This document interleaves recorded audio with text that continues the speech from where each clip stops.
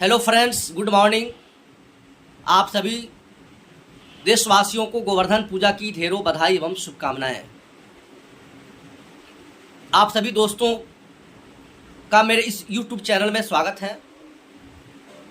दोस्तों, आज आप सभी के समक्ष एक महत्वपूर्ण अनुच्छेद पर चर्चा करूंगा। वह अनुच्छेद है 356, जो किसी राज्य में राष्ट्रपति शासन लागू किए जाने से संबंधित है।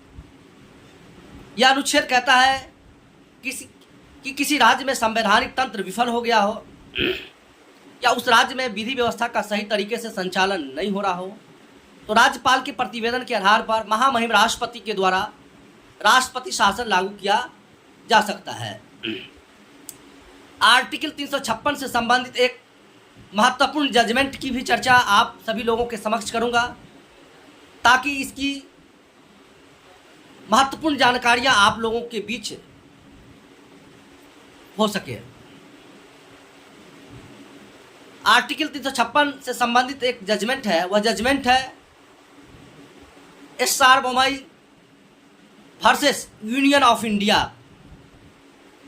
एस.आर. बोम्मई जो कर्नाटक राज्य के मुख्यमंत्री थे, जिसे 1989 में केंद्र की सरकार द्वारा बर्खास्त कर दिया गया था, और राज्यपाल के द्वारा यह प्रतिवेदन दिया गया था कि उस राज्य में के मुख्यमंत्री अपना बहुमत साबित करने में असफल हो गए हैं। इस आलोक में राष्ट्रपति जी के द्वारा उस राज्य में राष्ट्रपति शासन लागू कर दिया गया। एस.आर. बोम्मई साहब ने उच्चतम न्यायालय में राज्यपाल के आदेश को चुनौती दिया। माननीय उच्चतम न्यायालय ने 9 सदस्यीय संवैधानिक पीठ का गठन करके एक महत्वपूर्ण निर्णय दिया कि किसी भी राज्य के मुख्यमंत्री को बर्खास्त करने से पहले या उस राज्य में राष्ट्रपति शासन लागू करने से पहले उस राज्य के विधानसभा में बहुमत का परीक्षण करना आवश्यक है। बिना बहुमत का परीक्षण किए हुए उस राज्य के मुख्यमंत्री को बर्खास्त नहीं किया जा सकता है और न ही उस राज्य में राष्ट्रपति शासन लागू किया जा सकता है। दूसरा महत्वपूर्ण निर्णय सुप्रीम कोर्ट ने दिया कि राज्यपाल के आदेश को भी की समीक्षा होनी चाहिए। जुडिशियल रिव्यू की भी बात माननीय उच्चतम न्यायालय ने अपने इस जजमेंट में कहा।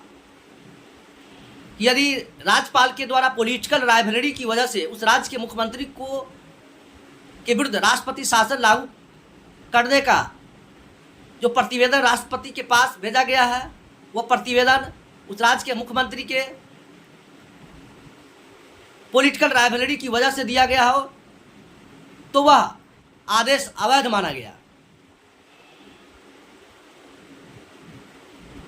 और यह जजमेंट एक महत्वपूर्ण निर्णय साबित हुआ कि किसी भी राज्य के मुख्यमंत्री को राजनीतिक द्वेष की वजह से बर्खास्त नहीं किया जा सकता है या राजनीतिक द्वेष की वजह से उस राज्य में राष्ट्रपति शासन लागू नहीं किया जा सकता है।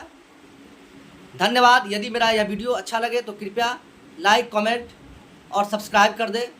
धन्यवाद।